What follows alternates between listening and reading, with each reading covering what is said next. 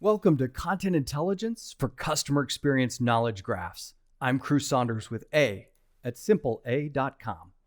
We're moving towards a world where knowledge graphs drive automatic recommendations for customers, from entertainment to healthcare and everything in between.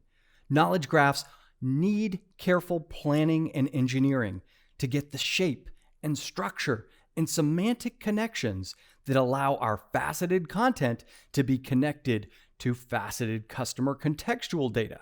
And then we can facilitate those context-rich customer experiences that are frictionless and help our customers really get exactly the right information at the right time. A has worked with many of the world's largest enterprise publishers to craft content environments that support intelligent customer experiences. And our content intelligence framework and services prepare content sets and the underlying semantics to integrate with these next generation knowledge graphs. We're moving towards intelligent customer experiences in stages. We're in a relational world now. We're in an unstructured content world, but that needs a bridge, and A helps facilitate that bridge toward these uniquely assembled interactions between an organization and a customer in which the content responds to a customer's individual contextual data. It's when the customer and the content gets together with the contextual data that an intelligent, responsive, just-in-time experience can be born. Let's look at an example. All right.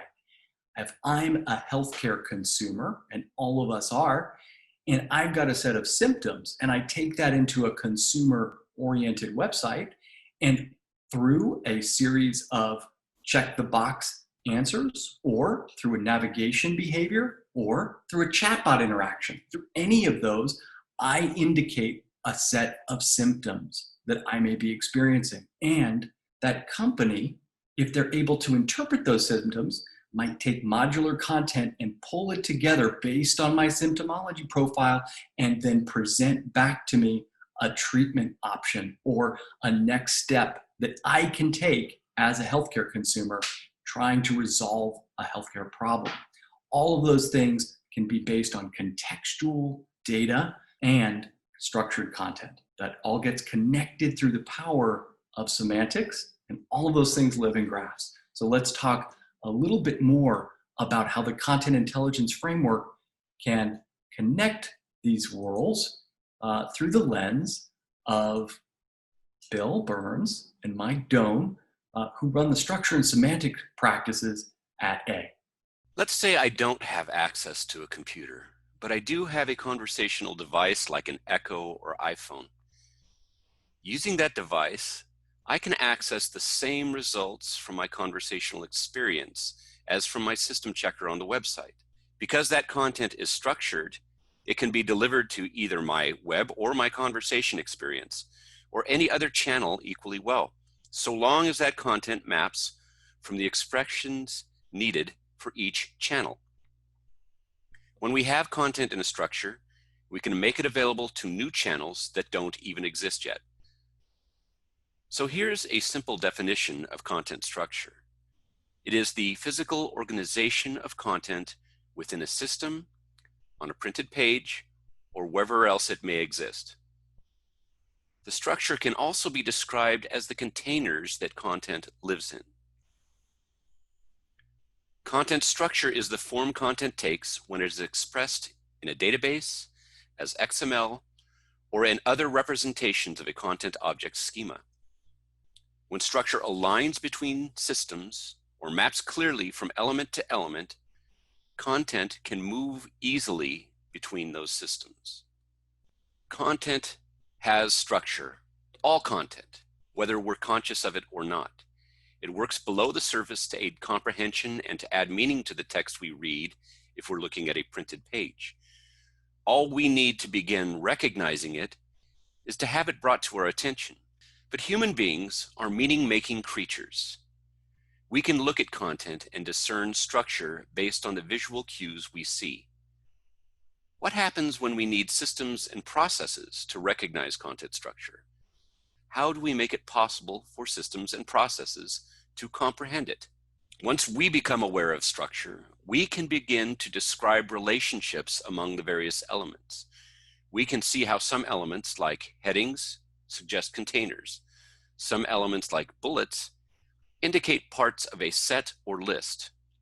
These different groupings and relationships can be described in a more or less consistent way that we call a content model. Once we have a content model, we can express the structure of content in a way that's comprehensible to systems and processes. Relational databases, markup languages like XML, using other hierarchical and relational mechanisms, we can map those same containers into graph structures.